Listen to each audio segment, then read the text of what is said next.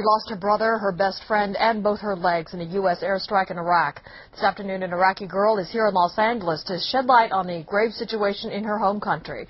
KCAL 9's Mark Coogan has her story.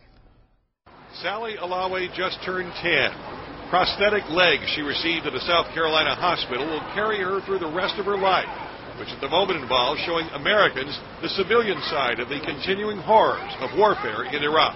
On November 7th of last year, she and her brother and her sister and some of her friends were playing out in front of their home in Haswa in Iraq, and a U.S. missile strike hit among the children. Salee lost her legs in the airstrike that killed her brother and her best friend and injured her sister. The little girl's arrival in Los Angeles today was arranged by the group No More Victims, an anti-war organization based here. Salee is the 6th Iraqi child that the groups brought to the U.S. for medical treatment, all listed as victims of U.S. forces. Injured by U.S. forces because I think that's where my primary responsibility lies. I bear the most direct responsibility for the injuries that the children have suffered.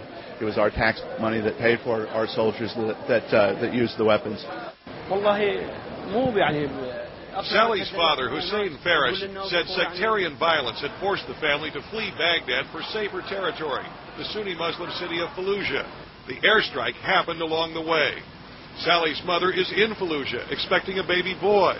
The father says the family's future is in Syria. But for Salee, tomorrow, it's Disneyland.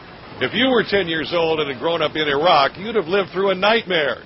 You might have been too young for the tyranny of Saddam Hussein, but not for the savagery of the war.